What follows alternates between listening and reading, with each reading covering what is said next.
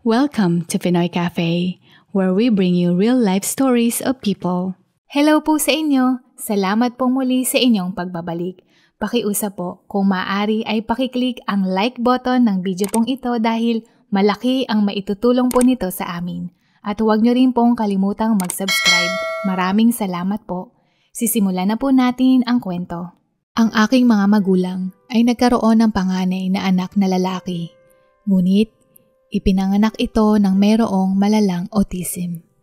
Nakapagsalita lang ang kuya ko noong siya ay 7 taong gulang, pero ito ay pautal-utal.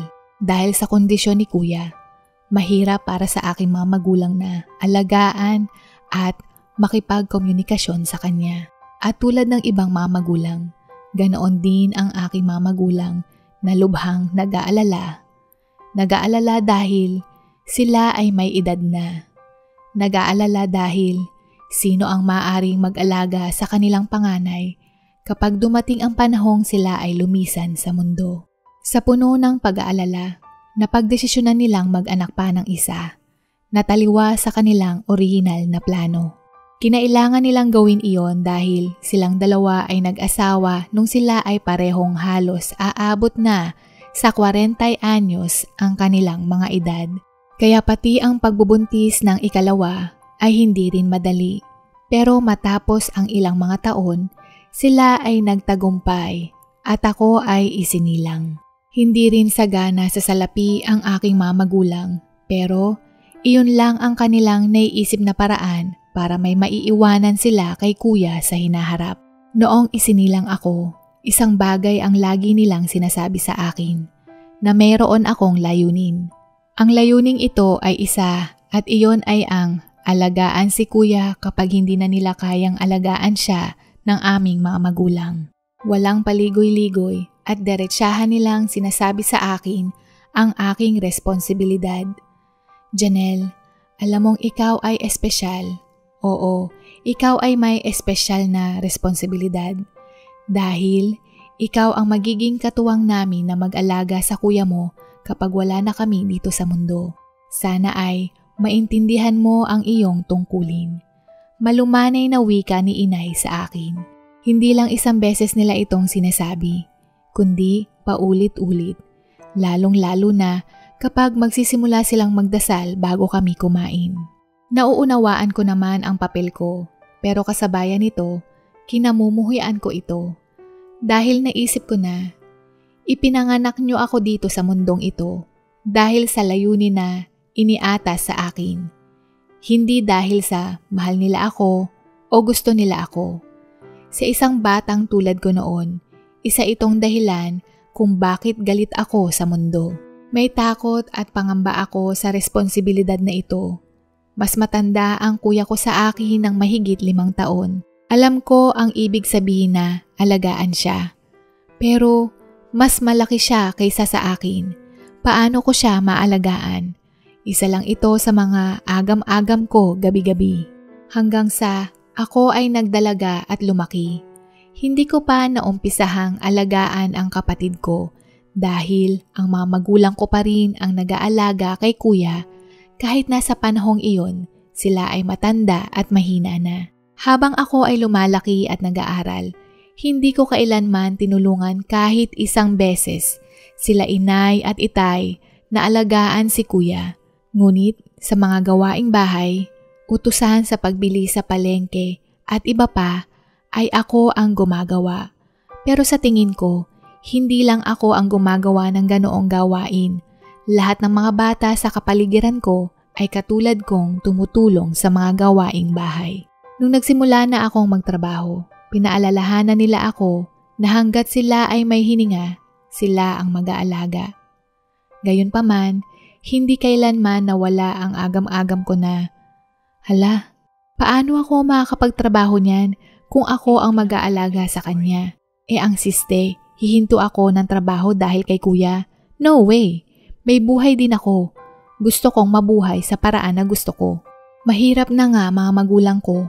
Kapag hindi pa ako nagtrabaho, di, tatanda din akong mahirap. Ayaw kong mamatay na hindi man lang nagbabago ang estado ko sa buhay.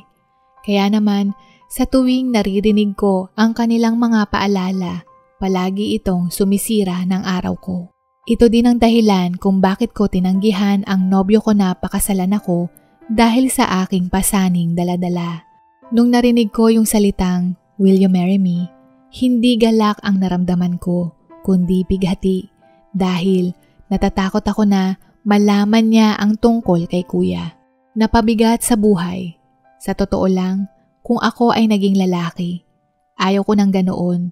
Kaya inunahan ko na siya at mariin ko siyang tinanggihan. Hindi ako makagalaw o gumawa ng sarili kong desisyon.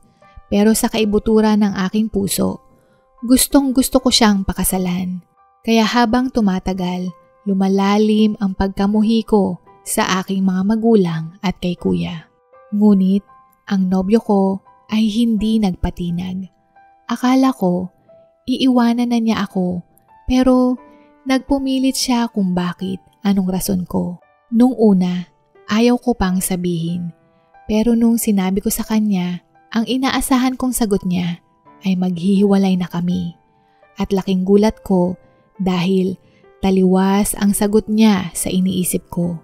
Naiintindihan niya ang sitwasyon ko, kaya naman hindi ko maiwasang mapaluha nung sinabi niya na okay lang, ayos lang, at hindi kami perpekto. Natanggap niya lahat ng mga kapintasan ko.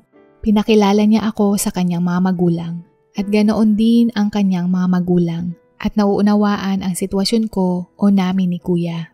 Bukod doon, ang dami kong papuri na natanggap mula sa kanila. Gaya ng isa akong responsableng babae na isang mahalagang katangian ng isang misis at ina. Na mabait ako dahil minahal ko ang kapatid ko. Na mabuting tao ako dahil bukas palad kong tinanggap ang mga utos ng aking mga magulang. Nung narinig ko iyon, para akong nanliliit dahil sa kaibutura ng aking puso ay hindi ako nararapat sa mga papuri nila. Hindi ako ganoon kung alam lang nila ang mga ginagawa ko. Pero sa kabila ng pagiging ipokrito ko, pinahahalagahan ko ang nobyo at mga magulang nito. At hindi nagtagal, kaming dalawa ay nag-isang dibdib. Kinasal ako sa lalaking mahal ko. Ito ang buhay na tinaha ko sa maling impresyon nila sa akin na ako ay isang mabait, mabuti at responsableng misis o manugang na babae. Ang mister ko at ang mga biyanan ko ay trinato ako ng maayos. Mabuti at ganoon din nila trinato si kuya. Nung masaksihan ko ito, dito ko napagtanto na kahit ni isang patak ng dugo na walang nananalatay sa kanila at kay kuya, pero kung ituring nila si kuya ay miyembro ng pamilya na hindi pabigat. Ako ay labis na nahihiya sa aking inasal, sa aking pag-uugali ng maraming taon. Tinulungan nila akong buksan ang pintuan para tingnan ang aking kapatid sa ibang anggulo upang makita ang hindi ko nakikita. Para po sa ating mga tagapanood at tagapakinig, huwag po ninyong kalimutang mag-like, comment, share at subscribe. Salamat po. Ibang anggulo na hindi pabigat. Na hindi niya kasalanan na ipinanganak siyang ganoon, na pag-aralan kong mahalin at alagaan ang sarili kong kapatid. Nung dumating na ang oras na hindi na kaya ng mga magulang kong alagaan si kuya, ako na ang pumalit at ang mister ko ay galak na pinatira si kuya sa bahay namin at sinabihan akong huwag na akong magtrabaho. Sa kabila ng inasal ko noon, binigyan pa rin ako ng Panginoon ng isang lalaking tulad ng mister ko. Ilang mga taon ang lumipas, pumanaw si Itay, at makalipas lang ang isang taon, si Inay naman ang lumisan. Marahil napagtanto nila na handa na ako sa responsibilidad ko at nakita nilang maayos kong tinanggap ito na bukal sa aking puso na aalagaan ko si kuya. Kaya naman nagpasya silang pareho na lisanin na ang mundo, na okay na si kuya, na meron silang mapag-iiwanan. Samantalang ako, matinding konsensya ang umiiral kada oras dahil isa akong masamang anak at kapatid. Hanggang sa ipinanganak ko ang aking prinsesa. Mahal na mahal ni kuya ang anak ko Ang anak ko din ang dahilan kung bakit si kuya ay nagiging madaldal. Kung noon, napakahirap makuha ang atensyon ni kuya, pero ngayon, si kuya na ang kumukuha ng atensyon ng anak ko. Naglalaro silang dalawa, nanonood ng TV, naglalakad sa kapitbahayan ng magkahawak ang kamay, at parating bumibili sa sari-sari store ng kanilang paboritong junk food at lalong-lalo na ang sorbetes na nasa cone. Si kuya ang pinaka-the best na tiyo. Ngunit, ang aking munting prinsesa ay ipinanganak ng may problema sa puso. Habang lumilipas ang panahon, siya ay nanghihina at palaging nagkakasakit. Hindi niya magawa ang mga pisikal na aktibidad dahil hinihingal siya kaagad. Nung umidad siya ng 9 na taong gulang, pinayuhan kami ng doktor na kakailanganin niya ng transplant. Nagpalista kami sa mga nag-iintay ng donor pero sa dami din ng nangangailangan, hindi kami kaagad nakakuha. Batid ni kuya ang nangyayari sa kanyang pamangkin. Doon ko siya nakitang umiiyak ng umiiyak na napakabihira kong masaksihan. Magmula noon, hindi na siya umaalis sa tabi ng anak ko, maliban lamang sa oras ng pagtulog. Sa panonood ng TV, sa pagkain, sa pagbabasa ng libro na ang anak kong babae ang nagbabasa para sa kanilang dalawa. Kung naiimahin niyo silang dalawa na laging magkasama, pakiramdam ko, mas mahal na mahal pa ni kuya ang unika iha ko kaysa sa sarili nitong ina. Bilang sukli, labis-labis akong nagpapasalamat sa mga oras na ginugugol ni kuya sa anak ko. Kaya naman kapalit nito, ginawa ko din ang lahat ng aking makakaya para maalagaan silang dalawa. Hanggang sa isang araw, natutulog ako nung hapong iyon sa aming sala nang biglang may kumalampag sa aming pintuan. Napakalakas ng pagkatok ng pintuan at hindi ito tumitigil hanggang sa hindi ko nabubuksan ang pinto. Nung pagbukas ko ng pintuan, isang ali ang hinihingal at ibinalita niya na nasagasaan si kuya ng isang jeepney. Dali-dali akong lumabas ng bahay. Nakalimutan ko pa nga magtsinelas sa sobrang pagmamadali. Nung dumating ako sa pinangyarihan, isinasakay na si kuya sa loob ng tricycle papuntang ospital. Yung mga taong tumulong na isakay si kuya sa tricycle may inabot sa akin na plastic. Sabi nila, hawak-hawak ito ni kuya nung nangyari ang aksidente. Sa loob ng plastic bag, nakita ko ang 2 ice cream cones na chocolate flavor na paborito ng anak ko. Lumabas siya ng bahay para bumili ng ice cream at doon siya nasagasaan ng jeepney. Malala ang pinsalang natamo niya. Hirap siyang imulat ang kanyang mga mata at sabi ng mga doktor na mababa ang tsansang malalampasan niya ang pinsalang natamo niya at maaari siyang mamatay. Nung tiningnan ko siya, yung mga mata niyang nakatitig sa akin, pakiwari ko, alam na niya ang kahihinat na ng sitwasyon. Maging siya ay alam na hindi na siya magtatagal sa mundo. Sabi niya, gusto niyang makita ang pamangkin niya. Nung dumating ang prinsesa ko sa ospital, niyakap niya ng mahigpit ang kanyang tiyo at nagsimula si kuyang umiyak. Umiyak na din ang anak ko at pati na rin ako. Hindi ko kayang panoorin ang sitwasyon kaya lumabas ako ng kwarto at sa hallway ako tumangis ng labis. Hanggang sa may 2 doktor ang lumapit sa akin. Isa ang doktor ng anak ko at isa ang kasalukuyang doktor ni kuya. Sabi nila sa akin na si kuya at ang anak ko ay match. At kung yumao si kuya, maaari nilang isagawa ang transplant. Labis akong nagulat sa balitang inihatid nila. Hindi ako kaagad nakapagsalita. Nagpatuloy pa sila na kailangan kong kausapin si kuya at tanungin kung papayag ba siyang maging donor bago siya lumisan. Naging estatwa ako, hindi makagalaw, hindi makapagsalita.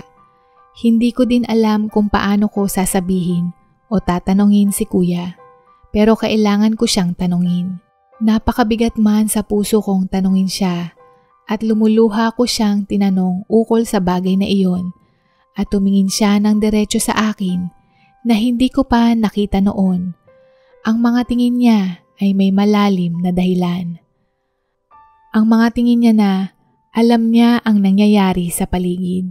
Alam niya kung ano ang kailangan niyang gawin. Alam niya at nauunawaan ang sitwasyon. Sumagot siya ng malakas na, "Oo, pwedeng-pwede." Sabay ngumiti ng bahagya. Unang ngiti niya matapos siyang maaksidente. Pagkatapos ay niyakap niya ang aking anak at paulit-ulit niyang sinasabi ang oo, oo, oo at nakatawa. Hindi ko siya maintindihan. May taong nagsabi sa kanya na maaari siyang mamatay at kung maaaring kunin ang kanyang puso. Pero bakit siya tumatawa? Bakit ang saya-saya niya? Paano ito naging posible? Sa isip-isip ko.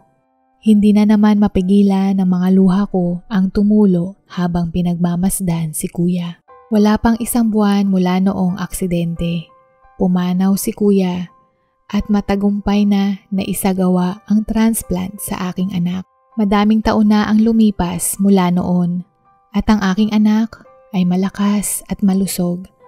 At ngayong araw ay kaarawan ni Kuya at kaming pamilya ay nagdiriwang sa pamamagitan ng paghain ng mga kanyang paboritong putahe at mga snacks.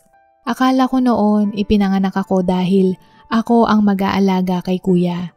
Iyon ang itinadhana at inilaan sa akin ng aking mga magulang. Ngunit kabaliktaran ang nangyari dahil si Kuya pala ang magliligtas ng buhay ng aking anak. Patawad Kuya at maraming salamat sa lahat-lahat. Alam kong hindi ko kailanman masusuklian ang ginawa mo, pero sa kaibuturan ng aking puso, ako ay labis na nagpapasalamat. Dito na po nagwawakas ang kwento at sana po ay nagustuhan po ninyo. Kita-kita muli po tayo sa susunod. Huwag po ninyong kalimutang i-click ang like and subscribe. Mag-iingat po kayo palagi. Paalam!